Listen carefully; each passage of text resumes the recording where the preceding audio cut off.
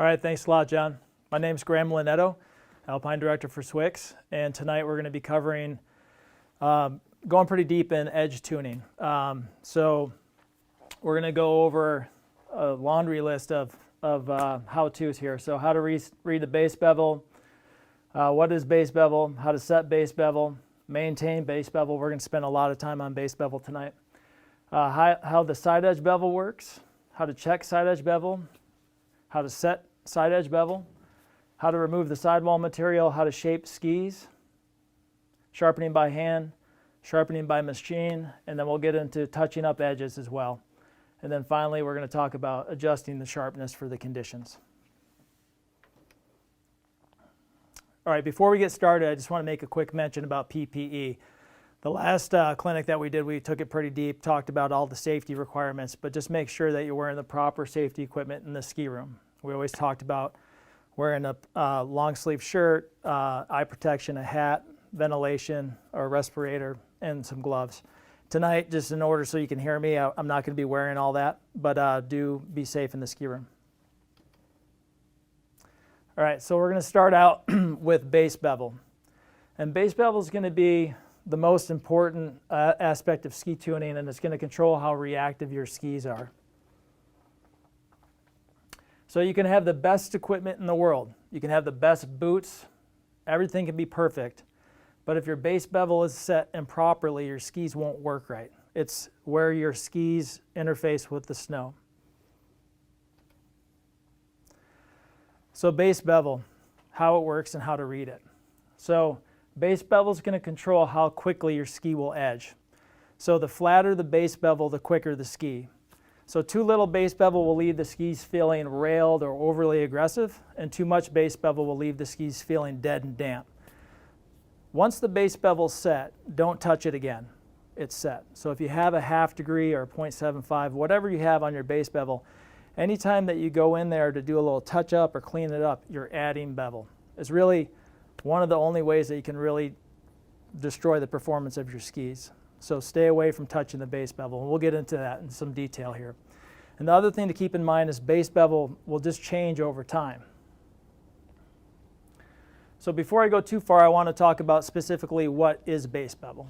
So the diagram here shows a ski basically base up, and on top there we have a true bar. So I'm checking the flatness of the ski, and then I'm also checking the flatness of the actual edge on the base. So this diagram 1 shows a flat ski, flat base material, flat edges, dead flat. The next one's going to show you specifically base bevel, what it is.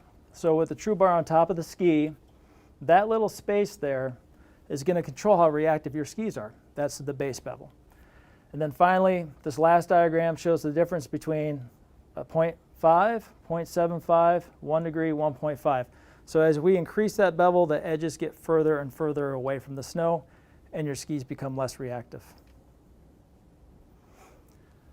So as I mentioned earlier, the ski construction is always breaking down. So what's going to happen is the base bevel naturally increases. Some skis are more stable than others. Some skis, the bevel can change pretty quickly. Some may stay stable and not change as fast. But the ski is made out of many different components held together by resins. And the resins are constantly breaking down over time just from the ski flexing and moving. So there's a slow erosion of performance. You don't feel it happen like that. So you don't necessarily understand that things are changing underfoot. So slight adjustments or touch up in the ski room will slowly add bevel too. So if you're at a 0.5 and you want to come into the ski room and just touch up that base bevel with a guide, even though you have a 1/2 degree guide and the ski's set at 1/2 degree, most of the time people like to push a little harder to get that file to bite. You're adding bevel. So you're going from a 1/2 degree, 0.75. You do it again, you're at a 1 degree. So your skis are becoming less and less reactive every time you do that. If you have damage on the base and you want to fix or repair that specific area, it's okay. I'd say just work on that one specific little spot. And then if you start to have a lot of areas that need more and more attention, that's when you need to take your skis to a reputable ski service shop where they can flatten with a stone grinding and reset the bevel. And generally speaking, throughout the season, I would say start the season with a stone grind, make sure the bevel's set correctly, and then take it to the shop midway through the season, have them put a true bar on it, and check the base bevel and see if it needs to be reground. It wouldn't be unusual to do this a couple times throughout the season. But there's a couple of good indicators that help you understand if something's changed. So if your skis are razor sharp and you're on icy snow and they're just not holding, that's usually a pretty good indication that the base bevel is pretty strong. So like it may be closer to 1 degree. A really sharp ski on ice with a 1 degree on the base, it won't hold. If you have a 1/2 degree on ice with a sharp ski, it should hold nice. So that's a good indication something's changed. The other thing too, and this is big, if you start the season and the coach is looking at how you stand on your skis and the canting in your boots look good, and everything is good to start the season, and then you roll in a couple months into the season and then the coaches are not liking the position, how far you have to get the boot over on edge to get the ski to bite, that's a pretty good indication that something's changed. If you didn't change anything in the setup of your boot or the bindings, the interface at the snow, the base bevel is probably increased. So that's a pretty good indication that you need to get your skis checked and reground. All right, so I wanted to use this slide to show you the difference in base bevel, specifically how much you need to angle to get the skis to bite. So a flat base bevel, or let's say the skier on the left is at a 1/2 degree, you don't need to create as much angle to get that edge to purchase and start the turn. Things are going to happen faster. The skis are more aggressive. Whereas an increase of base bevel requires more angle to get to edge.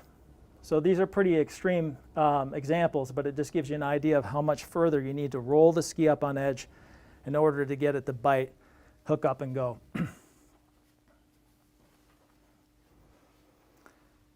All right, so this slide here, I just wanted to show how you can be specific with bevel and how it works. So if you have a terrain that has a flat pitch, a moderate pitch, and a steep pitch, naturally you can select the bevels that are going to be fastest in those sections. I just want to kind of use this as an idea of just to help you understand how the base bevel is working. So in timing, what I've seen is a 1 degree base bevel is going to be the fastest in the flat sections. So if you have a nice flat long course section, having a ski with more bevel is going to allow the ski to drive downhill more. So it's going to be faster than a ski that's hooking up and wanting to come across the hill. When you get into moderate terrain, the 0.75 seems to be the fastest. It's kind of a good combination of bevel. It's hooking up enough, but it's also allowing the ski to drive downhill as well. The fastest bevel out of these three on the steep pitch, it's going to be the 1/2 degree because that ski hooks up quicker. It's going to come across the hill faster when you need to have quick reactions. So you can really dial in your base bevel for specific conditions if you really want to take it to extremes, but I would say generally speaking, find something in the middle and use that just to keep it simple for you. Okay, reading base bevel. This can be really hard to do, and we're going to get into this so you guys can understand exactly how to do it. So I use this 2 different examples here, these different ways that you can actually read it. I've done this so much I can just do it by eye, and I can just put my true bar on the ski and roll it up and tell exactly what the base bevel is. But these digital meters help people understand these tight tolerances. So the difference between a 1/2 degree and a 1 degree, you can't really see it with your naked eye. This is something that you have to really develop an eye for. You have to have a really good source of light behind you as well to help you. But these tight tolerances, to me, is what makes ski tuning really cool. It's not like working on a bike where you can spin the wheel and see where it's out of whack. These tight tolerances matter. And it's amazing how much of a difference the feel is on snow between these 2 bevels. So something to keep in mind. Okay, so reading the bevel, specifically how to do it. So this guide is going to work just like my true bar.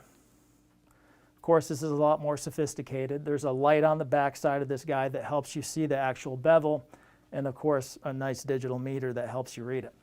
So what you want to do is find the light under the true bar. You put your true bar on the ski, and we're looking at that light right there. That's the actual base bevel. Then we want to roll that up to match the base bevel angle. So I want to roll my true bar up right till I can't see any more light. That's my base bevel. So I don't read it on this side of the ski right where the bevel is. I'm going to read it 2 inches over, the height of the bar off the base. So 2 inches from the base edge is where you measure the base bevel.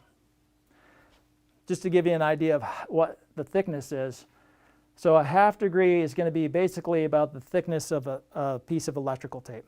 So in this area, I should be able to slide a little piece of electrical tape under, matching that angle over there on the base edge, 1/2 degree. 1.5 thicknesses is going to be about 0.75, and 2 strips of electrical tape 2 inches over is going to be about a 1 degree. It's not perfect, but it gives you a basic idea of how to read base bevel. Okay, base bevel. Start with less. So if you're unsure what kind of base bevel is going to work for you, I always tell people start with less because you can always add more. So if you start with a 1/2 degree and you don't like how it feels, you can always come back down to the ski room and add a little bevel with the file. Super easy. So what you do is slowly chip away until you find that desired performance. And how do you know what that is? So if I'm skiing on my skis and I have a 1/2 degree and I'm having a really hard time getting the skis out away from me, they feel super aggressive, that's a pretty good indication that I'm going to have to add some base bevel.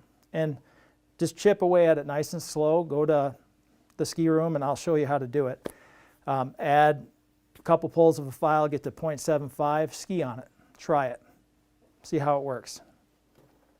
It's going to be it's a pretty personal thing. Not all these bevels are going to work the same for everybody because everybody's boots are canted a little different. So it's going to take a little bit of work to make sure you get what's exactly right for you. So how to set the base bevel? We're going to start with a clean, flat ski. We're going to need the base bevel guide that we need to set the base bevel. You're going to have a file brush to clean the file as you go, and we can get started here. All right, so I'm going to start with my skis in the vise, base up. I always like to start with my tip to the left because it's kind of a consistent thing for me. I know exactly where I am. If I happen to walk away from the ski and I come back, I know, oh, the tip's at my left, so I'm working on the inside edge. Just kind of a little repetition thing I like to do.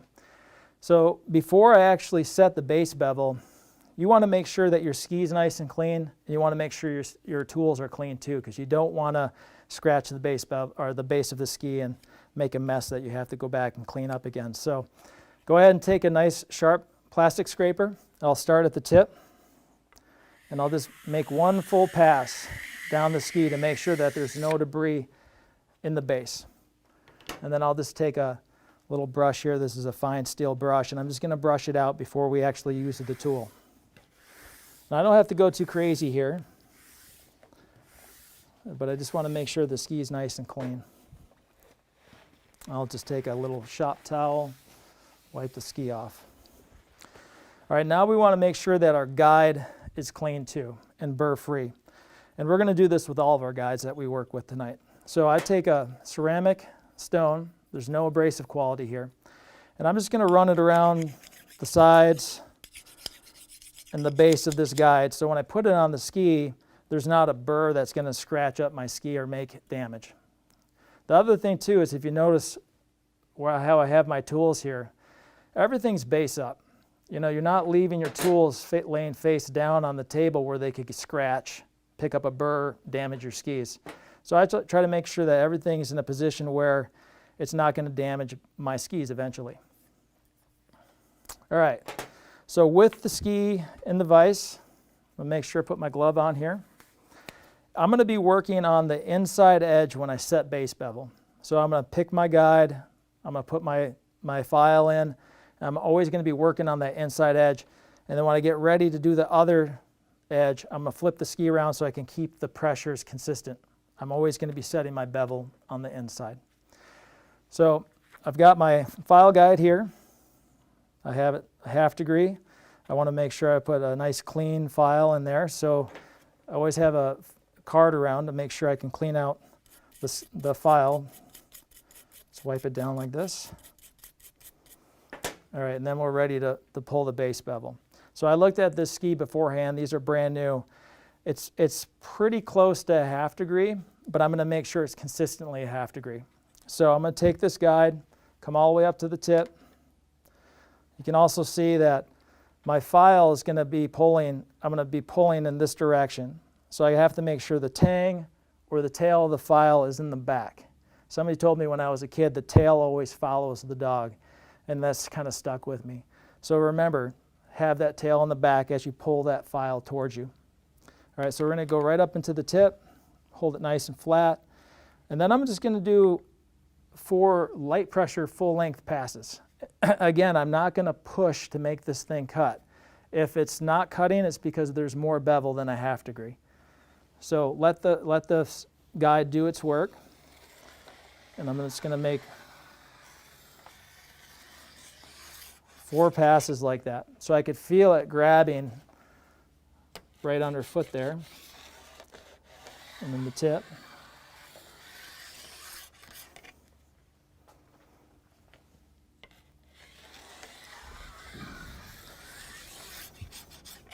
And I'll just do one final pass here. So ideally, if the skis were brand new and I had stone ground them, that bevel would be just completely flat, and so I would just be setting a 1/2 degree for the full length. Like I said, most of the ski was at a 1/2 anyways, and there were some sections that were a little bit less, like a 1/4 degree. So I just tied that all together and made it uniform. All right, so I'll just take my scraper real quick, scrape off any debris that came off from the filing, and then I'm going to flip the ski around to do the other edge. Think about that. All right, so you can see my file's a little dirty. I'm just going to take that brush and clear it out. I'm going to make 4 more full-length passes with moderate pressure.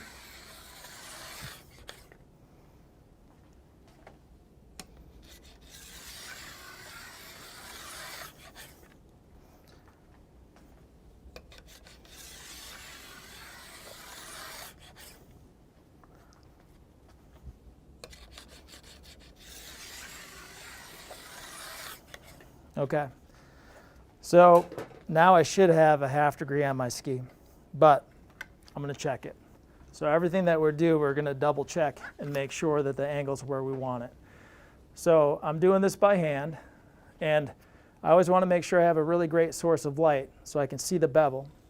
And I can put my true bar on there, and I can roll it up until I can see the thickness of a 1 strip of electrical tape, 2 inches over. We've got a 1/2 degree. So we're good there. All right. So how do you fix it if there's too much bevel? There's really only one way to do it. You can't do it by yourself. You have to take it to a shop to have the skis stone ground, flattened, and then have the base bevel reset. That's why I say if you're not sure, start with less, because you can always add more. But if you have too much, you'll never know what a lesser bevel feels like. So start with less. Okay, edge angles.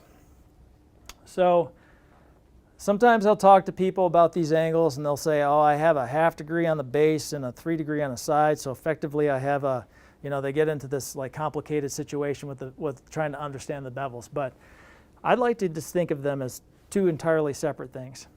Base bevel controls reaction.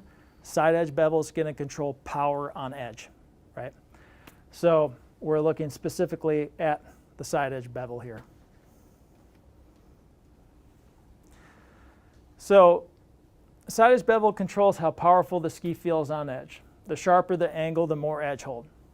The sharper angle is less durable, so it's going to require more tuning. And So again, people ask me all the time, should I be using a 2 degree or a 3 degree bevel? And I always say, how often are you tuning? So if you're skiing 5 days a week, but you're only tuning once a week, the 2 degree bevel might be a better fit for you because the ski's going to stay sharper longer with the 2 degree. But if you're tuning your skis often, 3 days a week, or every night that you're out skiing, you're going to get more performance out of the 3 degree. So it's just something to keep in mind there. Also, this is just a really quick graphic to show the durability versus power. All right, so you can check this. Something that you can do at home really easy. It's important to make sure that you're checking your angles and understanding your equipment. And we're going to go pretty deep with this in the fourth series. We'll go into specifically how you check all these bevels and you build out a vision of your equipment. You understand exactly why you like something or you don't. So we're building on this as we go. So you want to make sure you have a well-lit workspace. You're going to place the ski, your side edge guide against the base of the ski. You'll place your true bar on top of the guide and walk it down to the side edge of the ski. And with the true bar and side edge guide in place, you should see no light across the actual side edge of the ski. So light showing on the binding side means that the bevel's too strong, and light showing on the base side means it's too weak. So what am I talking about here? So this is a graphic of the ski in the vices with bases away from the technician.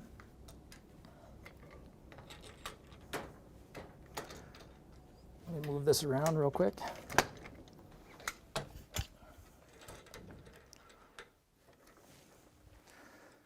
And then what we have is a side edge guide and a true bar. So I take my 3 degree guide and my true bar, and just as I talked about there, I can place that guide right up against the base. I take my true bar, put it right on top of that guide, and I can walk it right down to the edge. And right at the edge, if I don't see any light, I have a 3 degree side edge bevel. If I see light on the base edge side, that means it's less than 3 degrees. And if I see light on my side, that means it's a sharper angle and it's more than a 3 degree. This diagram shows a little tighter detail. This is going to be the 4 degree. Well, let me back up. If I'm setting a 3 degree angle, there's no light underneath the actual edge. If it's a 2 degree, there's going to be light showing on the base edge side. And if there's more than a 3 degree, there's going to be light showing on the binding edge side. Okay, so that brings us to removing sidewall material. What usually happens is it's going to be a negative angle. Like rarely would you find that, oh, I have a stronger angle than what I was anticipating. So what we need to do is, what happens is that the sidewall material gets in the way and the file hits the sidewall material and pulls a negative angle. So it's really important that we're removing that sidewall material on a fairly regular basis in order to make sure that we have room for our file to get in and set the right angle. So this is something I recommend probably, well, when the ski's new, you got to set it up, do the sidewall work. We're going to take this pretty detailed. But after you do that, every time you sharpen, you get a little closer and closer to the actual sidewall material. So it's going to require that you remove that sidewall material again. So the sidewall tool is going to be a really important tool for your at-home tuning.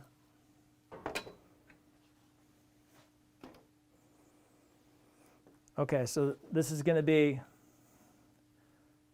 Pete, you might have, thanks. This is going to be a little detail of exactly what we're talking about. So this pair of skis is brand new.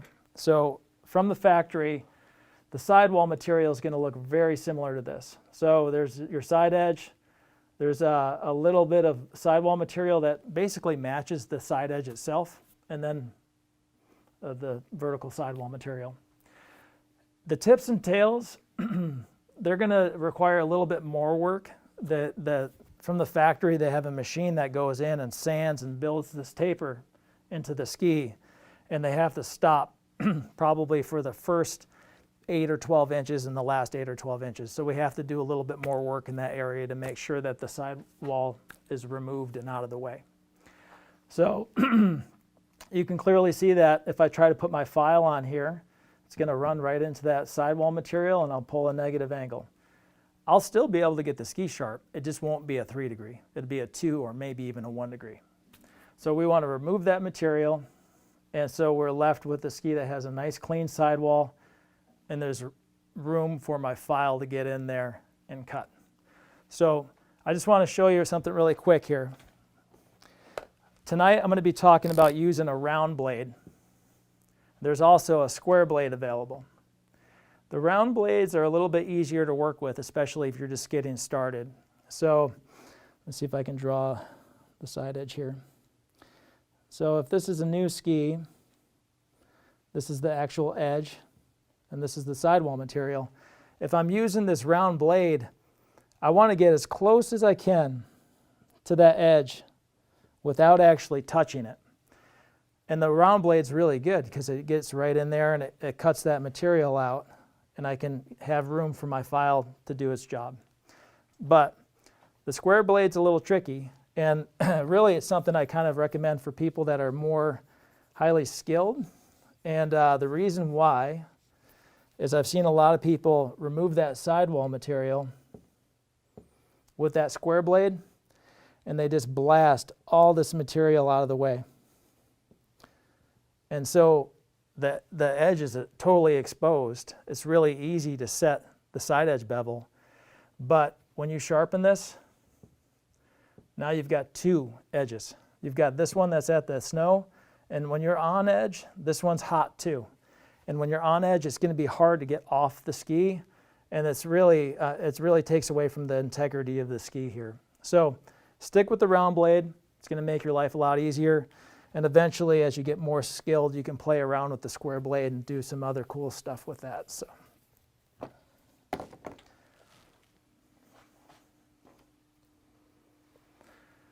All right, so details of removing the sidewall material and shaping the ski. So I want to talk about this, and then we'll actually get here to the bench and do this process. So in the tips and tails, as I mentioned, they don't really spend much time pulling back that sidewall material, and just leave it up to you. It's your job to make sure that your skis are set up properly. So we're going to do that tonight. So we're going to remove that sidewall material like we talked about, and then in the first 8 or 12 inches, we're going to do something called shaping. And the shaping is going to build a 5 to 7 degree taper into that part of the ski so your file can actually cut. Unfortunately, where the ski gets a little bit more delicate and thin in those areas, my sidewall tool, it just has a difficult time getting into that area and being really effective when I'm trying to pull that sidewall material back. So what I'll do is spend a little bit extra time in that spot with a file, just kind of building a taper in by hand. So the first thing I want to do is set up my tool like I mentioned. So what we're going to do is bounce back and forth. I just want to make sure you can all see this. So I'm going to take my sidewall planer, and there's a lot of different sidewall planers on the market. Swix sells a couple of different ones. This is our World Cup version. It's a little bit more adjustable, and it's made out of metal, so it could last longer. But all of our sidewall tools work great. So you can spin this open, and that adjusts the blade setting. So what I want to do is set this up on the ski, bring that blade right over the top of the edge, as close to the edge as I can without touching the edge, and then lock it in place. We also have a height adjustment here, but right now, because the ski's new, I don't really have to play around with that. Also, I'm not sure how well you can see it, but you can see from the factory that taper gets sanded in, and it disappears right there.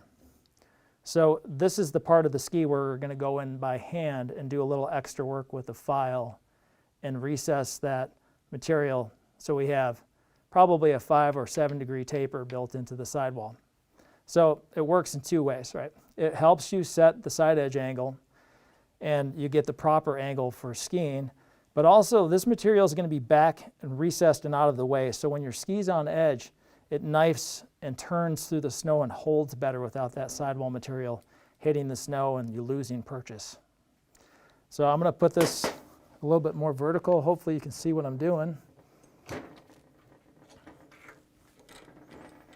And I'm going to remove that sidewall material. So this ski is really pretty easy. There's a nice hard sidewall material that we're removing. How much do you take off? You want to take off just enough that you can do your work and set the side edge angle. So that's when I'm going to go back with my true bar, put it on the ski, and see that that sidewall material is out of the way, and I can set the right angle here. If you're new to this, work on some skis that you don't care about, some old skis or maybe one of your friend's skis. And we're going to go down the full length of the ski here, removing that material. With thinner skis, you always want to make sure you've got enough room to get past the vices.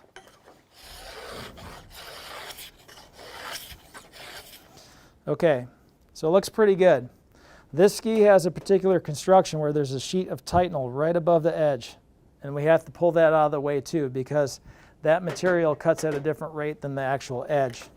So it's going to require me to come in a little closer. And I'll get right over that Titanal sheet.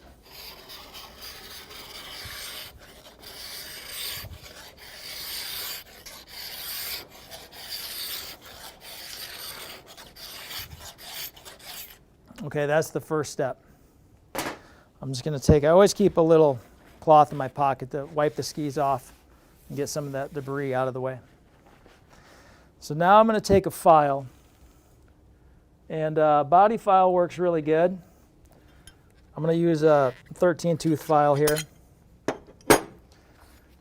and also I'm going to wear 2 sets of gloves here, and I'm going to build a steeper taper into that section. And like I said, it really only has to be up in the tip and the tail of the ski. So I'm going to hold the file in my hand. I'm going to build a bit of an angle here. I'm just going to push that material back out of the way. I'm going to go down to the tail. I'm going to do the same thing.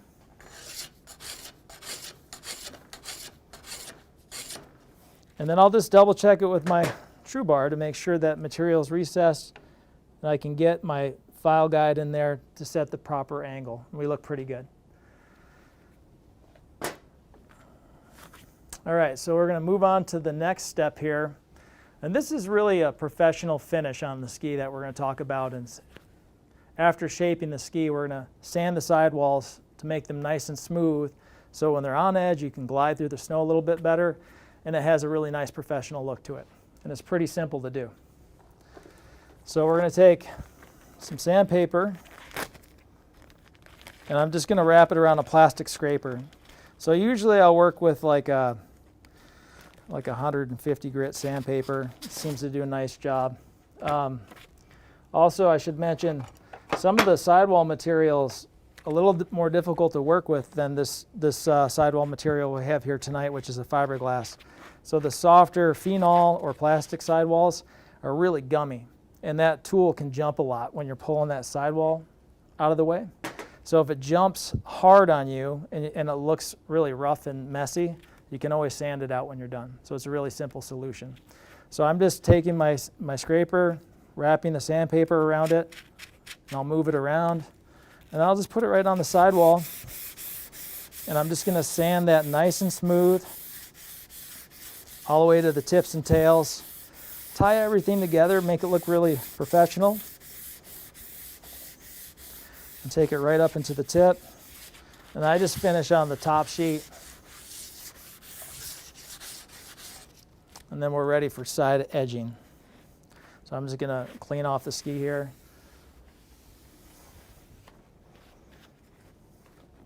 Okay, and that's the basics of removing the sidewall material, shaping the tips and tails, and sanding the skis smooth. Okay, sharpening by hand. So When sharpening by hand with a file, it's important to follow a few of these guidelines. So make sure you use a hard clamp or C-clamp when you're using the file. You want to make sure it stays in place and it doesn't move around on you. So let me transition here. I'm going to move some tools over to the table, and we can jump right into this.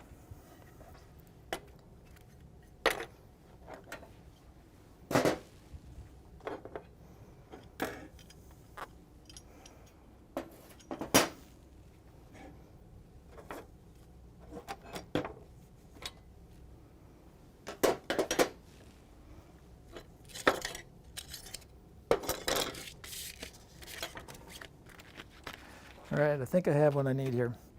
All right, so I like to use a really sturdy C-clamp. So a lot of our, well, most of our guides actually have these built right into them. So you can actually take your file and clamp it in place, and it's not going to move around on you at all. So this is for a couple of different reasons. First of all, safety. When you're filing, this makes sure that this thing's not going to move or slip where you cut your hand. So we want to make sure it's secured and in place. A lot of people just like to use a spring clamp like this, but I don't, for the simple fact that it's not very precise. So it's really easy to put the spring clamp on, but it moves. So I could slip, I could cut my hand pretty easy, but also it's going to pull possibly a negative angle, right? So this is my 3-degree guide, and every time I pull, I could be getting a 2. So I like to make sure that I use a really strong fixation with the file when I'm filing. Let's see if I'm missing anything else here. Oh yeah, sure, I want to mention this too. This is really important. You want to make sure that you're using a file that is basically the same size as the guide itself. So why is that? If I'm filing a ski that has a lot of shape to it, especially a slalom ski, if I'm using a long file, it's going to hang up from point to point. It might only be cutting here or here. If I have a smaller file, it's going to follow the geometry of the ski a lot better, and I'm going to have better finish. So a lot of times the files are sold this size, so what you have to do is break it. Or you can buy them in smaller pieces too. So we make files that are a little smaller as well. So you can use this file, you don't have to break it. You can clamp it right into your guide and you're good to go. But if you do buy one of our files that are a little bit bigger, all you need to do is put it on your table, kind of find where you want to break it, usually halfway, and just give it a quick snap.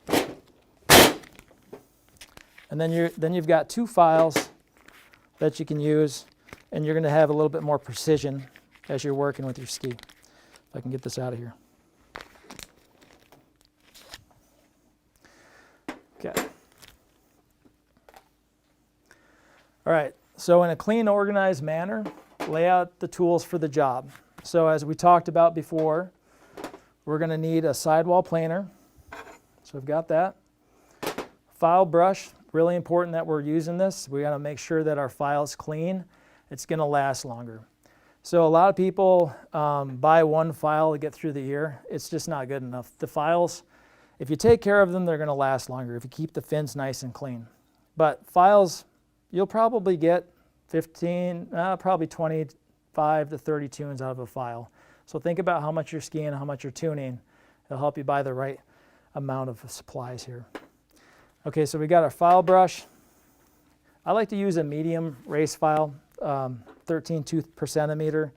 It's a little bit more on the aggressive side, but it does a really nice job of cutting and they last longer. And then when I'm done, we're going to go through a progression of diamond stones and clean everything up anyways. So it works well for me and I recommend it. So we'll have our race file. We want to go through a stone progression after we file the ski. So I have a 200, a 400, and a 600 diamond stone. The diamond stones are basically miniature files. So it's going to help you clean everything up as we go. And we'll go pretty deep into this process here. Finally, we're going to need a ceramic stone, which I talked about earlier. This is the stone that has no abrasive quality. This is the only stone that I use on the base edge because I know when I use this on the base edge, I'm not going to be adding bevel. So this one works really well on the base edge, and I can feel confident using it. And then also adjusting the sharpness of the ski when we're done. It's helpful to have a little gummy stone. Okay, as we talked about, we want to make sure we remove that excess sidewall material. If it's your third or fourth time in sharpening, that's when you want to make sure you do it again. Okay, this is the point in the clinic where I like to talk about whether or not you need to file. A lot of people over-file their skis. They're filing every time they're in the ski room, and it's not always necessary. So what you want to do is, what I do is I use a plastic scraper, and I just check the sharpness. So I'll take my plastic scraper, walk it over to the ski, and if it's pulling scraper off with ease, the full length of the ski, they're still pretty sharp. And I don't really need to go through a sharpening with a file. I could jump right to my diamond stones, which we'll go through the progression here. Also, before we start sharpening, we want to just take our 200 diamond stone, was the most aggressive that we're going to be working with here tonight.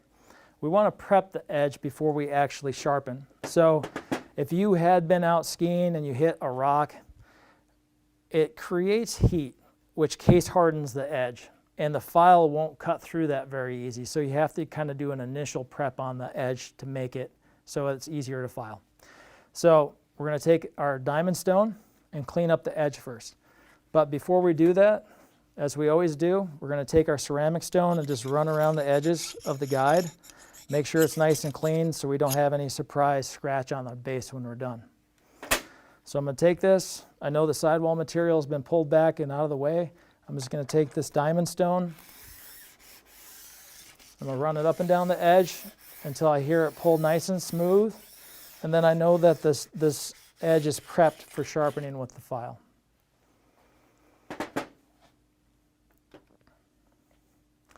Okay, using the medium race file with the clamp,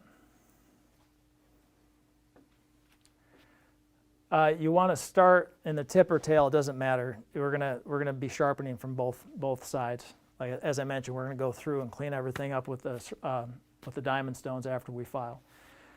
But you want to make sure that you pull as much material off the tip as you do in the waist and the tail. It's really important that you remove a consistent amount of material.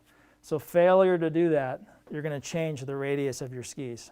And I've seen this. Some of the FIS legal skis, like for instance this ski right here from Head, it might be really close to 30 meter. I'm not sure. I'd have to measure it to know for sure. But if I'm not removing the same amount of material over the whole ski here, if I leave extra in the tip, extra in the tail, and I remove a lot of the material underfoot, which is pretty common. I see this a lot. This ski could go from being 30 meter to 28 meter like that. So it's technically speaking not legal. So it's just something to consider. And the name of the game here is going down the hill as fast as you can, right? So you're adding turn radius to your skis and you're not going downhill the way that the skis were designed to be used. All right, so talk about filing. Traditional filing literally rips the edge apart. So we're using a file to pull the metal off the edge, ripping it off the ski. So it's going to sharpen the ski, but there's going to be a pretty good burr that hangs off the ski that needs to be cleaned up. So the reason why you want to remove that burr and have a nice clean edge is for two different reasons: performance and safety. So the burr will feel really sharp and edgy, but when it rolls over, when you're out skiing, the skis will actually become less responsive. It feels really good in the ski room, and maybe the first couple turns feel good, but actually it's like less, you're going to get less performance out of the edge like that. So what we're going to do is work with the ceramic stone on the base edge to push the burr up, and then we're going to create a smaller burr by going through our progression of diamond stones. It's going to be a play between creating a burr, knocking the burr up, creating a smaller burr, knocking the burr up again, and so on, until we get a nice, clean, smooth, safe performing edge.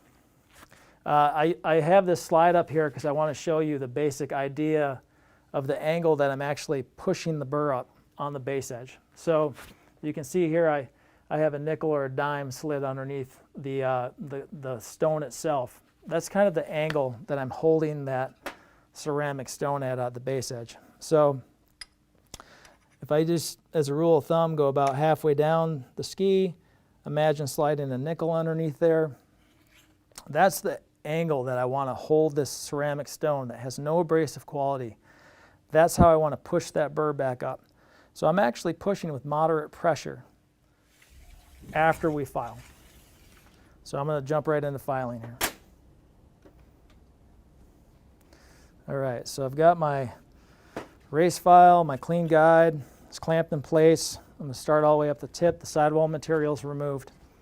I'm going to start right up here. I'm going to work in like 10 or 12-inch sections. If I pull 5 pulls in this section, the next section is going to be the same size, and I'm going to do 5 pulls. And just keep moving right on down the ski.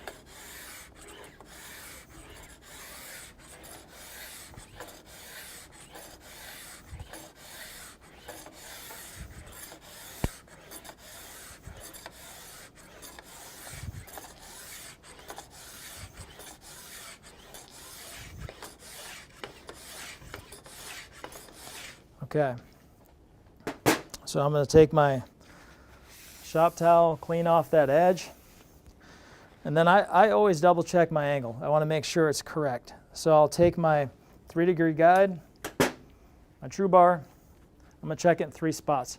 I'll check the tip, underfoot, and then the tail. So I'll just jump in here, drop it down. I don't see any light underneath my edge. I know I have a 3-degree. All right. So as I mentioned, skis feel great. They're super edgy, really sharp, but we have that burr hanging off the edge that we had just talked about. So we have to clean that up. So I'm going to take that ceramic stone, hold it at that angle that we talked about.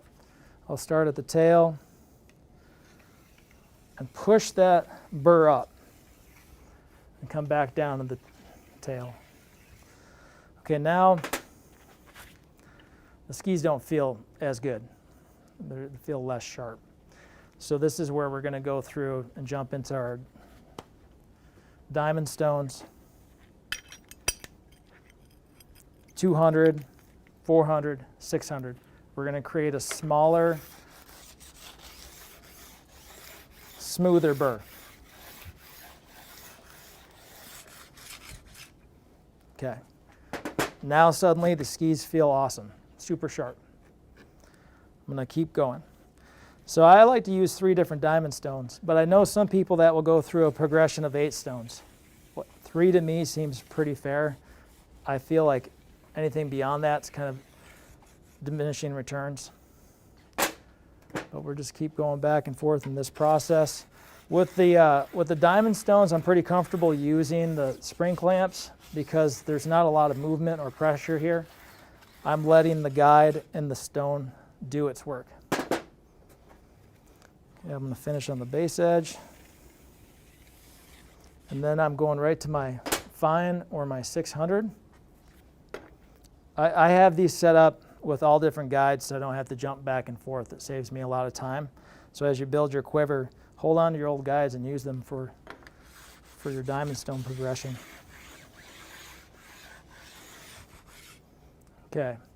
And I'll do one really nice light pass on the base edge. And now the skis are nice and sharp and they're nice and smooth. So I can feel it this way, nice and smooth, but they're really sharp still. Okay, so as I mentioned, I like to leave the skis generically sharp in the ski room. I want them pretty sharp. I don't want to make any adjustments to the sharpness here because when I get out on the hill or for the race, I might find it's really icy. I leave them as is. Or if it's like a dry, grippy snow, I might make an adjustment to the sharpness, but we'll get into that in more detail. All right, so that brings us to machine sharpening. And this is a tool for us that's been really successful called the Evo.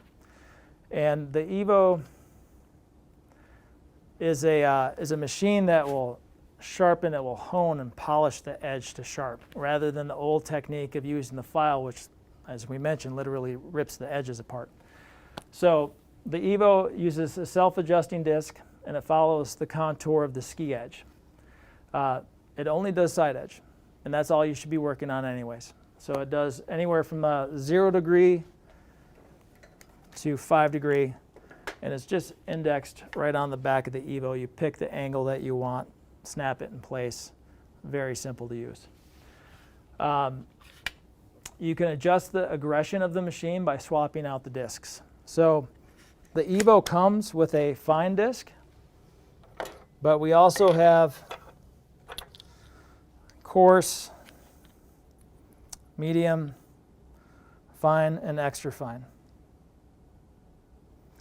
So, as mentioned, it comes with the fine. I usually use the medium for really icy conditions. I might use the fine for dry, grippy snow.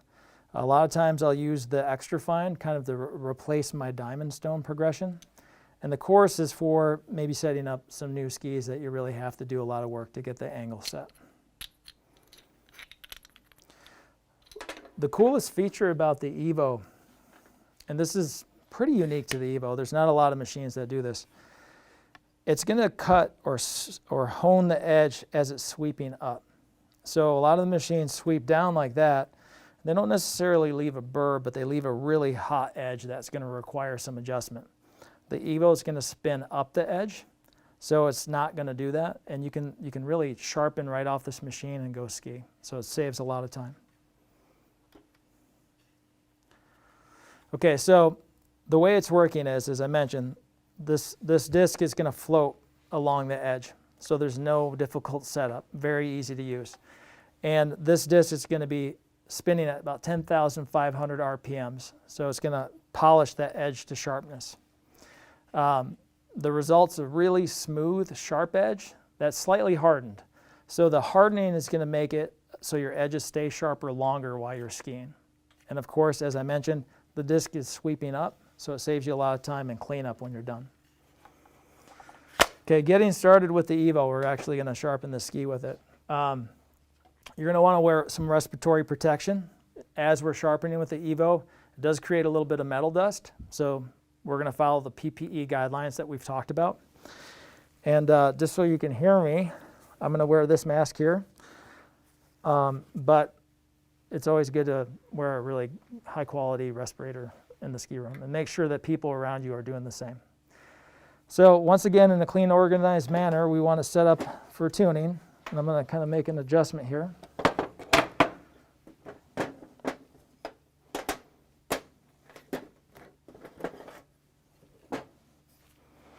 Okay. So tools for the job. We're going to need a sidewall cutter. We're going to need the sharpening machine and the discs that we're going to use, the 200 diamond stone for the edge prep, and the white ceramic stone and gummy for adjustment when we're done. So just by filing by hand, we're going to make sure that we clean up that edge. Want to just run that 200 diamond stone up and down the edge and prep it for sharpening. We want to remove any excess sidewall material that's in the way. The Evo won't cut through that material. It's just like hand sharpening. You have to remove that sidewall material. If you don't, it's going to it could potentially really gum up the disc. If it's a soft sidewall, it could heat up that sidewall material and gum up your disc, and it won't cut through that material. Okay. So using the machine to sharpen the edge. So we know that the ski has had the sidewall material removed, it's shaped, it's sanded. I actually know there's a 3 degree on here, so it should make sharpening really easy. Again, if I got done with a day of skiing, I might just do a touch up on them. I could use that extra fine disc or go through my disc progression. The Evo is directional. We're always going to be using it from the right to the left. So it's going to be right on here with an arrow. And the reason for that is the discs are held in with friction. So if you use it the opposite direction, it could unseat this disc. It's really not a big deal. The disc could fall out. It doesn't do any damage to anything. You just put the disc back in. But we are saying always from the right to the left. As I mentioned again, there's no setup. This is going to follow the contour of the edge. This machine's going to do the work for you. You don't have to muscle it or force it. If the sidewall material is removed, it's going to make tuning really easy. So pick the angle that I want. So I want to sharpen for a 3 degree. If I wanted a 2, I could just simply click it in place here at a 2 degree, but I want a 3. And then the machine has a power cord. A lot of people think this is a battery, but it's actually a motor. So we're going to plug this in right here, and I can turn it on simply with my operating hand. All right. So just like we did with hand filing, we want to make sure that we sharpen as far into the tail and as far into the tip as we can, so we maintain that radius. I'm going to start all the way back here. Turn it on. I want to make sure I give myself some space to clear these vices as I go through, just like I did with hand tuning. Let the machine do the work for you. So I'm not going to hold it up top high. I'm not going to push down. I'm really going to turn this machine on, and I'm simply going to push it against the base. I'm going to let the machine do all the work, and I'm just going to keep it moving. It's only spinning at 10,500 RPM, so if I stall for a second, it won't burn the edge. Like a lot of machines spin at about 16,000 RPMs, and they could damage the edge. But what I'm finding with the Evo, if I move nice and slow, I have a beautiful finish on the edge.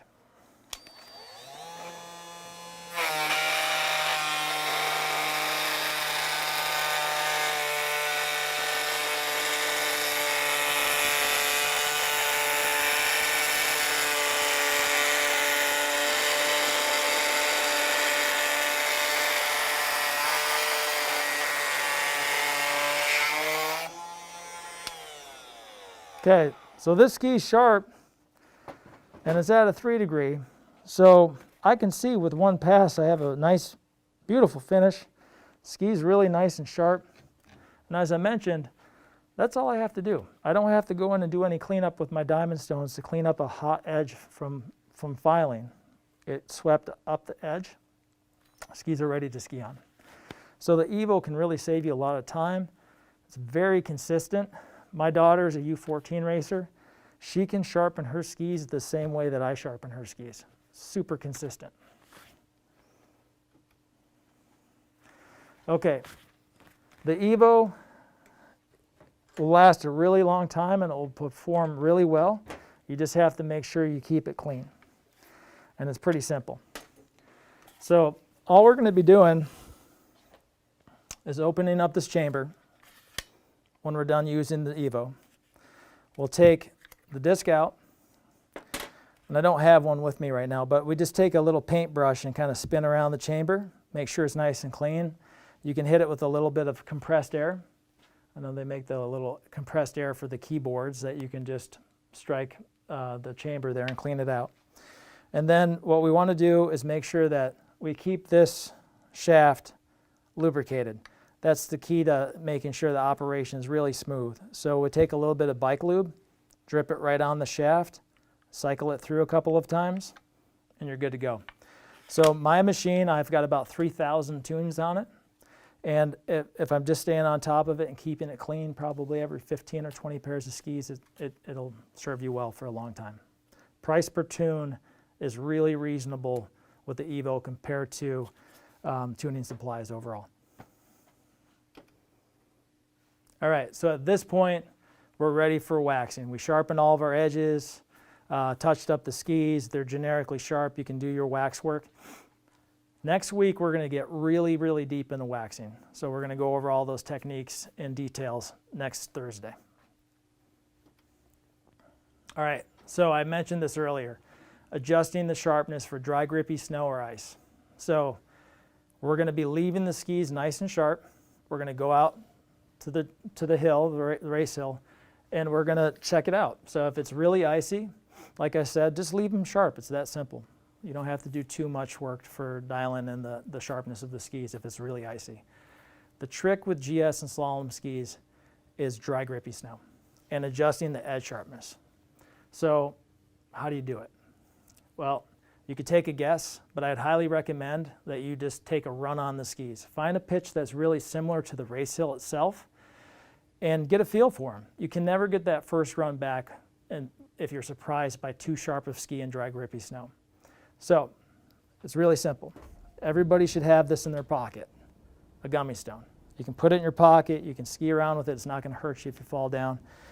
Very simple. So you can take a run, get a feel for the skis. If they feel too grippy, if you can't stivet or slide or articulate the ski because it's hooking up too hard, all you need to do is stop on the hill, put the rubber bands on your brakes, pull out your gummy, and we're going to make a couple of full-length passes.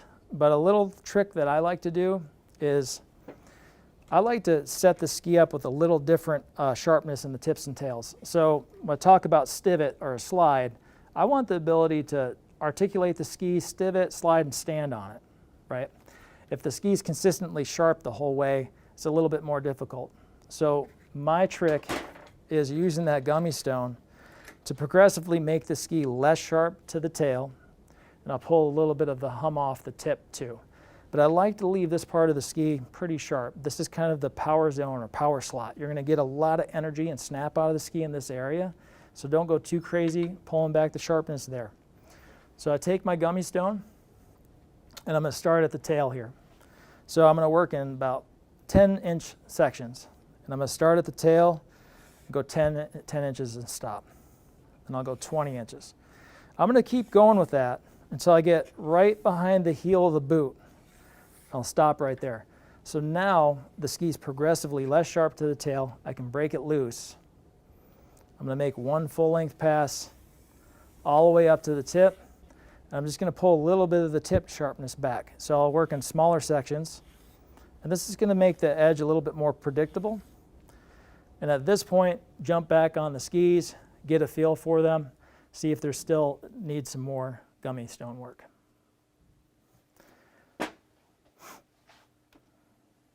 Okay, so that's edge tuning. We're going to answer some questions here before we wrap it up for the night. If you have any other questions, you can contact us by email too.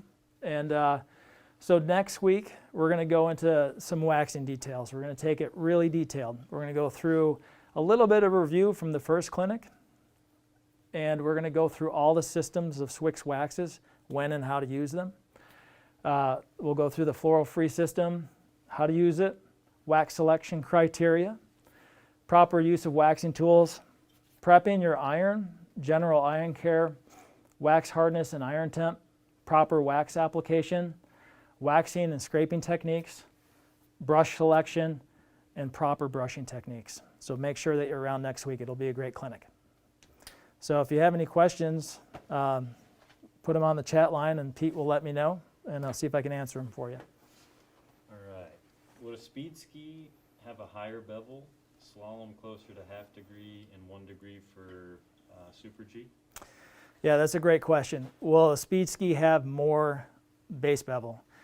And the answer is yes. So generally speaking, the slalom skis, technical skis, slalom ski and GS will be anywhere from like a ½ degree to 0.75, depending on what you like. Speed skis, Super G, and downhill skis will be 0.75 to 1 degree, usually. I don't like to go much past 1 degree because there's a point at which the skis will drive downhill, but they lose a lot of their snap and power. So you have a hard time generating power out of the turn. So something to consider.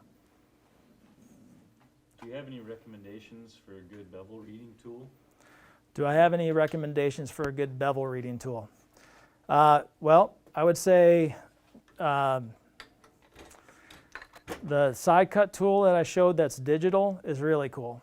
And I would say buy a True Bar too. So if you buy that tool, use it, develop an eye for that angle, and make sure you check it by hand with your True Bar afterwards so you can kind of build a visual, your mind's eye of what the angle should look like. It's expensive. That tool is probably close to $300. And there's some other ones on the market, but I'm sure you could just find them online. For junior multi-event skis, what is a recommended base bevel? For junior multi-event skis, what's the recommended base bevel? Going back to that graph I showed at the very beginning with all the different terrain, flat, steep, I would say pick 0.75. 0.75 is it's not as reactive as half degree. It's not as loose as 1 degree. It's kind of a do everything angle. So I would say start with 0.75. But if you're not sure, you could always start with less and add more. Any comment on how snow conditions would affect the base edges and or side? Any comment on how snow conditions will affect the base edge or side edge angle? Yeah. So let's say it's really icy. If it's really aggressive icy conditions, your edge is going to become dull faster. So in extreme conditions, if you're using a 4 degree, for instance, for slalom, you might find that you only get a couple of runs before that edge rolls over. A lot of times if you're running like a really aggressive angle, like a 4 degree for slalom skis, you're probably going to need a couple pairs of skis on the hill to make sure the ski is performing properly. If it's dry, grippy snow, the angle won't be affected as much. So you could go out skiing one day in dry, grippy snow, get back to the ski room, take 4 runs, and find, oh, my skis are pretty sharp still. I don't need to sharpen them. But you could go out in icy conditions, take the same amount of runs, and find that you need to sharpen. What base bevel are FIS and World Cup racers generally using for slalom, GS, Super G, downhill? What base bevel are FIS and World Cup skiers using for slalom, GS, Super G, and downhill? At the highest levels, it gets really technical, and you could take it pretty deep, but it's highly personal. So I know some speed racers that use 1.5 degrees of base bevel. I know some that use 0.75. A lot of this is going to depend on how you stand in your boots, the actual skis that you're using. There's a lot of work and testing that goes into finding the best combination for what works for you specifically as an athlete. So it's not a real cut and dry answer, but I would say in general, it's 0.5 degree for slalom, maybe even less. GS skis would be about 0.5 degree to 0.75. Super G skis, 0.75 to 1. And downhill skis are like probably 1 to 1.5 maximum. When you were filing the base, you started and ended with a repetitive motion. Do you need more filing at the tip and tail? That's a good question. Do you need more filing setting base bevel in the tip and tail? Yeah, when I went into those sections, I gave it a little extra because it's a harder spot to get the file in and hold it. It's the tips and tails are tricky, whether or not you're setting base bevel or you're setting side edge bevel. You have to be a little bit more careful. So I was giving it a little extra. And that being said too, sometimes it's nice to add a little bit of extra bevel in the tips and tails because it helps the ski kind of roll smoothly in and out of the turn.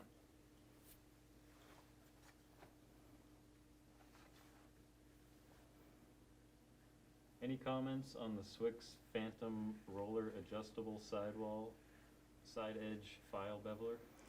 Any comments on the Swix Phantom Side Edge Beveler? That's a great tool. You know, we have a lot of different tools out there. It just depends specifically on what you're looking for. So I was talking about our sidewall puller. This is the World Cup version. We have another version that's a less expensive, more recreational tool. It's made out of plastic. It really works well. It just depends on what you're looking for. Like I'll use that lesser expensive tool quite often. I like how it feels in my hand. It's made out of plastic, but it still works great. This tool offers a little bit more adjustability, a little bit more precision. It's the same with our side edge guides too. So we have a lot of different versions. I brought this one out just to show it. The one I was using during my clinic is our World Cup version. This one right here is made out of stainless steel. It's really solid. You can feel the weight and quality of it. This tool right here will probably never wear out. It will last a really long time, and I know it's very precise. So we have a lesser expensive version, and it's a really nice tool as well. It still has the clamp built into it, but this one's made out of hardened aluminum. So this still has a stainless steel faceplate on it, so it's still pretty durable. We have another price point that's just hardened aluminum. They won't last as long. The Phantom and some of the other tools that we have for side edge that you're talking about could be made out of plastic. They could have rollers. There's a lot of different ones out there. They work great. They'll set a nice angle, but like, how long do you want to have it for? Is it something that you want almost like an heirloom tool like this that's going to last forever and always have it? We just have price points for basically everybody. Do you ever diamond stone the base edge? Do I ever diamond stone the base edge? No, I don't. And so this was interesting. I used to have my own ski racing store in Stowe, Vermont, and I would set the base bevel for some customers. They happened to be masters racers, and they really enjoyed working on their skis. So they would go back home after I set up all the angles and everything was all set, and they would want to really polish that base edge and make it super smooth. So they would use diamond stone. It's a miniature file, right? So they put it into their guide, and they would push and use it over and over and over. And man, they made the edges super smooth. But when they brought the skis back to me and I put my True Bar on, I was shocked to see how much bevel was on the base edge. So any of these, for me, I don't touch the base edge with it. The only stone that I touch on the base edge is this little ceramic that doesn't have any abrasive quality. Do you lubricate the diamond stones? Thoughts on lubricating them? Yeah, do I lubricate the diamond stones? It's a great idea, and they'll actually cut a little bit better, but it's a little messy. So I could be working on my skis and lubricating and going back and forth, and it really kind of does make a mess. The sidewalls kind of get all dirty, and these diamond stones will last a little longer if you keep them clean with water. But generally speaking, for me, I don't go through the process because it's a little bit messy. Do you need to use a sidewall cutter before the Evo? Do you need to use the sidewall cutter before the Evo? Yes. Same as sharpening by hand. You're going to want to remove the sidewall material initially. You can use the Evo. Probably every fourth time that you sharpen with the Evo, you're going to want to use that sidewall cutter again to make sure the sidewall material is out of the way. Is a Panzer file and a larger angle guide acceptable for removing sidewall, or is that no longer okay? Is a Panzer file and a larger angle side edge guide good for sidewall removal? Yeah, you can do that for sure. So if you had a 7 degree or 5 degree and a Panzer file to go into this area where, for me, I've done a ton of skis, I can hold on, I can use my hand as the guide and kind of build that taper in. But you could use an aggressive file and an aggressive guide to do the same thing. Is there a need to knock down burrs after using the Evo? Is there a need to knock down burrs after using the Evo? The Evo isn't creating any burrs, so we don't have to go back and do that at all. We've got a really cool video online. If you type in Evo edger, there's 2 videos. There's one for cleaning and there's one for how to use the Evo. Basically what I showed you tonight, but it's 2 videos with me that you can check out if you want more detail with it. No, you don't have to do that. You can ski on it right off the discs, which is great, but I do recommend using the diamond stone to prep the edge before you use the Evo, so there isn't any. The Evo is going to cut hardened material, no problem, but if there's a big burr and my disc hits that burr, it could damage my disc. So I just like to clean that edge just to make sure my discs don't get damaged and they last longer. What are World Cup techs using? Hand filing or power sharpeners? What are World techs using? Hand sharpening or power sharpening? It just depends on who the person is. The edgers that I showed you tonight, like the Evo, they're super consistent. I would say usually in GS or slalom, that's where you're finding the machines are being used, sometimes in Super G. It depends on how aggressive the skier is. A lot of guys or technicians will use hand filing for speed events because they might want a ski that's a little less sharp or not as honed as by the machine. But for me, I pretty much use the machine all the time. I hardly ever file by hand anymore. How often should I hand file? How often should I hand file? You should check the sharpness of your skis after you ski. If they're sharp, make sure you hand file. If they're sharp, all you have to do is go through your diamond stones. If they're dull, go through the sharpening progression. Will you go over paste wax versus hot wax? When we go through the waxing, we're going to do 2 different sessions, really. So next week, we're going to go really deep into using the system and ironing in waxes, using paraffins, block waxes. The last clinic that we're going to do one on Thursday next week, and then the following and last one, the 4th series, is going to be on Friday, so this is the day after. That one's going to be pretty fun. I'm pretty excited about it, and that's more of like race day setup. So that's when we're going to get into applying liquids, applying blocks, and applying powders. So we'll talk more about that on the 4th clinic on next Friday. So yeah, we'll cover it, but you have to do both the clinics. Okay, we got an interesting one here. This may be outside the scope of what you do. Do you have any thought about working with magnet traction edges on snowboards? So I used to own a ski service shop in Stowe, Vermont, and we did a lot of boards for the national team, snowboard team. And some of the boards that came through had magnet traction, and they were really, really hard to work on. And I don't think they're really designed to be sharpened that very often because the aggression's kind of built into the shape. So, I talked about using a smaller file to kind of follow the contour of the edge. The magnet traction's got a lot of contour. So I broke a file. It was about that big. So I could file the edge and follow the contour. It was really difficult, and but I think it worked. So I do have some experience with the magnet traction. What bevels do you recommend for freeride skis? What bevels do I recommend for freeride skis? So it'd be freeride and snowboard, and usually the bevels are just less aggressive.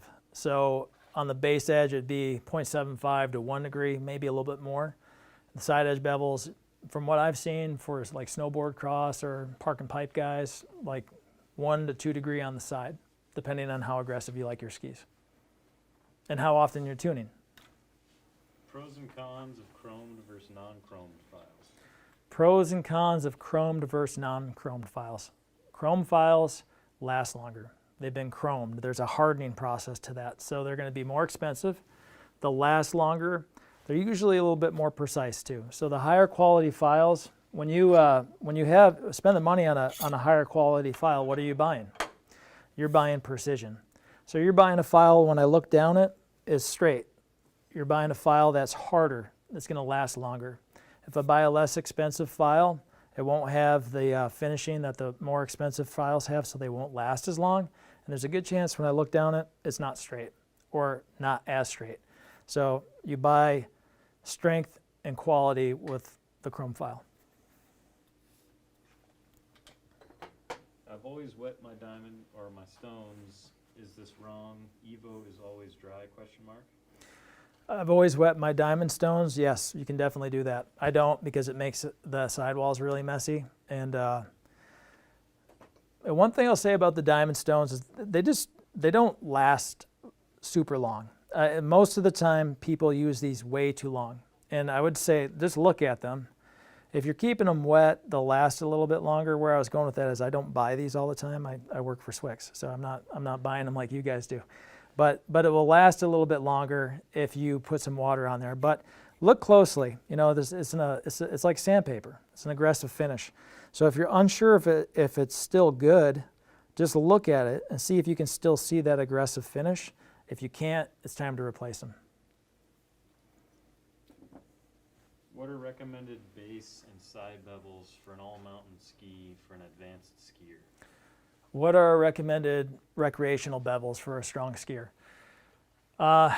It depends on what kind of skiing you like to do. If you have a recreational ski and you like to ski on piste, you're on groomers most of the time, I say you could probably run a more aggressive setup. It might be more fun, right? So you could do 0.75 or 2 degree on the side edge. Depends on how much you're tuning and how much you ski too. If I'm skiing in the woods, I like to ski off piste, but I have like a performance ski. I'll want something that I can slide and stivot. I'll set it up less aggressively, maybe a 1 degree on the base, 1 to 2 on the side. Also regionally it depends. So like you could live in the east here, we have a lot of ice. So I want something that's going to hold and really perform in ice. When I lived in Utah, I liked something that was like less aggressive, so I used a 1 and a 1. So it just really depends on where you are too. Do wider edges, like 2.5 millimeters, influence tuning? Do wider edges influence tuning? Yes. Yeah, so setting the base bevel with wider edges is going to be more difficult. There's more material to remove. It's a lot more difficult. If the edges are really thin, you have to be careful too, because you don't want to remove too much material. So when the edges get really thin, as I was setting that base bevel, I made 4 full-length poles. If the edges are really thin, I might only do 1 or 2, depending, because there's not as much material to get recessed and out of the way. Plus, the skis become less aggressive when the ski's edge is thinner. So a lot of speed skis, I know technicians will set the ski up, they'll file them and take a lot of life out of the ski because they don't want the ski to be overly aggressive on edge.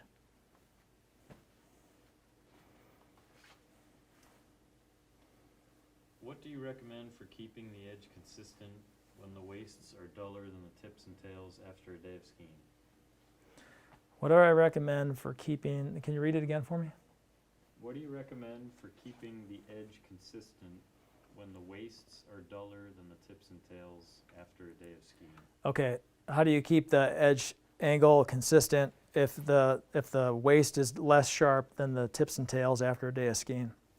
That's where I go into my check. I'm going to take my scraper and just check that edge angle, see if it's still sharp. If it's dull underfoot, but it's sharp in the tips and tails, for me, I'm going to go in and sharpen the ski. If I find an area that's not sharp, I'm going to sharpen it. If the overall ski is pretty sharp, I can just go through my diamond stones. How can you get a 0.2 degree base bevel? Is there a guide less than 0.5 degree?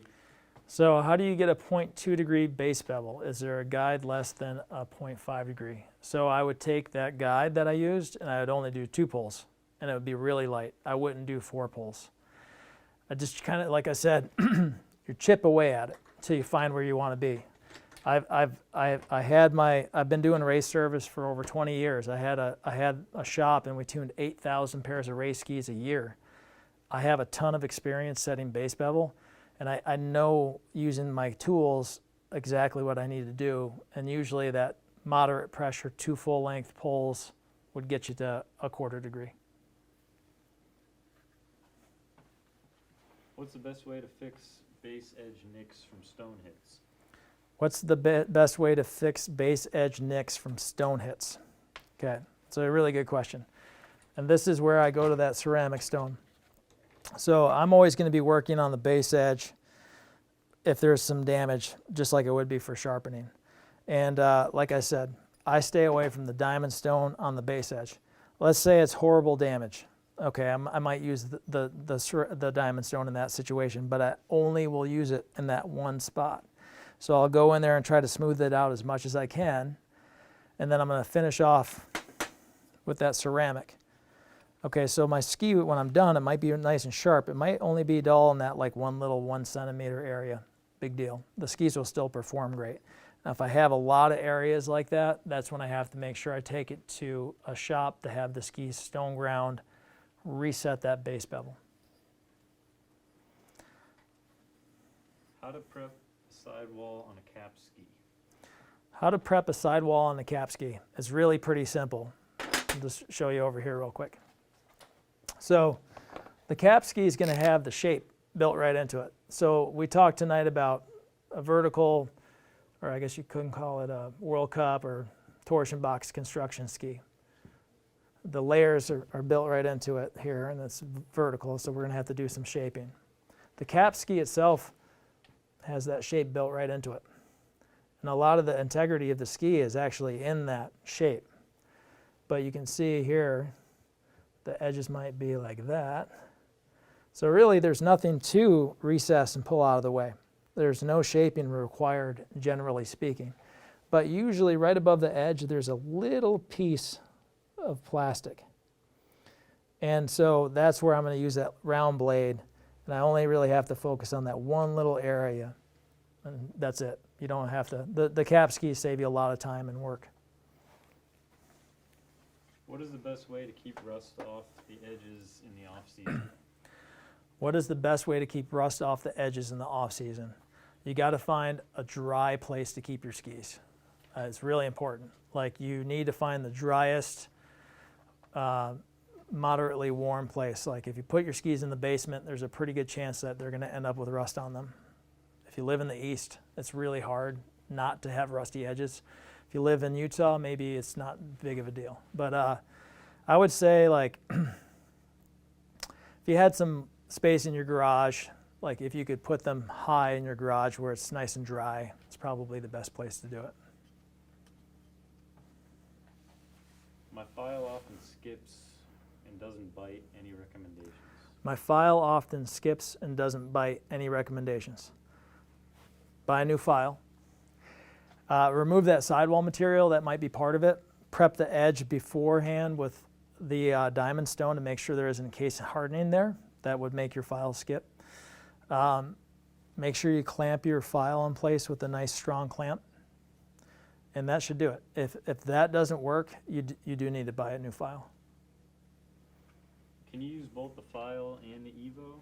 Because I see my coach first file manually and then with the machine. Can you use the file first and then the Evo? Yeah, of course you can. You're just taking more material off the ski. Some of the machines, most of the machines I should say, have a really hard time getting into the tips and tails. What's cool about the Evo is it's so small, I can get right into those areas with ease. So I can make sure I maintain the turn radius of the ski. If you don't do that with some of the machines, you're going to change the turn radius. So if you're using, I don't know, any of the other machines, there's only a couple of them I know of that get right into the tips and tails like the Evo. But there was a racer years ago I was working with, and we went to World Juniors, and he had been using a machine, and he was sharpening them himself, and he was doing a good job. At World Juniors, they'll actually check to see what the turn radius is. They'll check right when the race is done. So it's important as a technician that you check this out. And we're going to go over all this detail in the last clinic next Friday. We're going to show you how to measure your turn radius, track all this information on your skis, build that picture that we talked about. So what ended up happening was his machine wouldn't get into these areas, which requires you to go through and hand tune those areas to maintain the turn radius. So when I went through and did the check at the time, 35 meter was the standard for GS. When I measured his skis, they were 32 meter because he hadn't been tuning this area, which you can do really easy with the Evo. So it required me to go in here and do extra work by hand and whittle these down. I actually used the Evo. I did 60 passes with the Evo on each of these sections to get the ski back to 35 meter. So it's just something to keep in mind. Yeah, someone asked for a disaster story and tuning on the your World Cup experience, so we'll count that one as the disaster story. I've got a good one actually, my disaster story with tuning from my World Cup days. And this goes back to the last thing we talked about.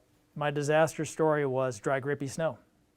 So I was at working with a skier before there was a World Cups in Park City, and it was a warm-up race in Colorado at Winter Park. Super dry, grippy snow. And the athlete I worked with, I had the skis too sharp. It was slalom. She told me after the race. And I talked to the head coach about it, and he said, "Oh, she's crazy. The skis were fine." Okay. So I ended up staying with this guy. I was rooming with him, and I after working on the skis all day long in the ski room, I went back to my room. He was on the phone with the head guy from the U.S. ski team, and I heard him say, "Graham made the skis too sharp." So I thought to myself, I never want to have that happen again. And that's when I started asking her to take a warm-up on the skis. I follow her around. I'd find that pitch that was similar to the race hill, and she'd give me feedback. These skis are too sharp or not sharp enough. It was never not sharp enough. They're just too sharp. So I'd make adjustments on the hill, and I never once had another problem with ski sharpness, and it was great.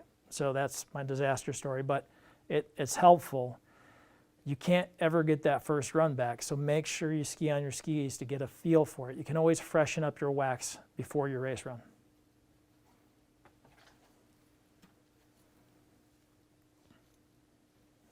How to sharpen serrated snowboard edges? How to sharpen serrated snowboard edges. I'm not sure what that is. Maybe the serration is the finish from the disc. And when you look closely at the finish from disc sharpening, it looks a little serrated, but it's really a really highly polished finish. But if that is like that, if you're going to sharpen by hand, it's the same process as you would normally. Does the Evo take off less material than hand filing? Does the Evo take off less material than hand filing? In general, yes. If you're not using the more aggressive coarse stone, for sure, it'll take less material off.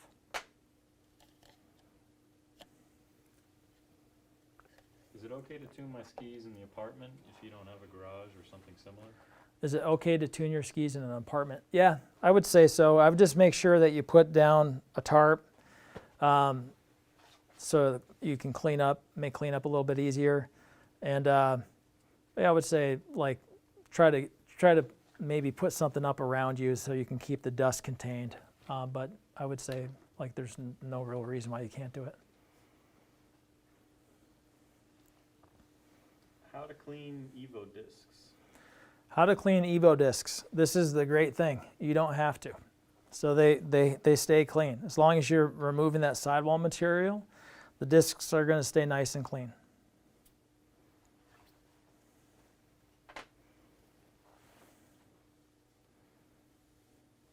Does it matter which direction you sharpen your edges? I saw you go one direction on one side and another on the other side.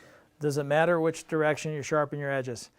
No, not really, because we're going to go through that diamond stone progression afterwards, and it kind of ties everything together. So you can pull always from tip to tail, but it requires you to be able to pull with your right hand and your left hand. So if I'm going to pull from the tip on this side, I have to do it right-handed. If I want to pull from the tip on the other side, I have to do it left-handed. So you can do it, but it's not easy to be able to do it like that. How long do the Evo discs last? The Evo discs, how long do they last? You're going to get about 75 to 100 tunes out of one of the discs. So they really hold up quite well. Most people would have a disc for a season. All right. It sounds like that's all the questions, but thanks for joining us tonight. Make sure you're here next week. Waxing, detail, and then that last one. It's going to be a really cool clinic, so hopefully you're around for that too. So thanks a lot.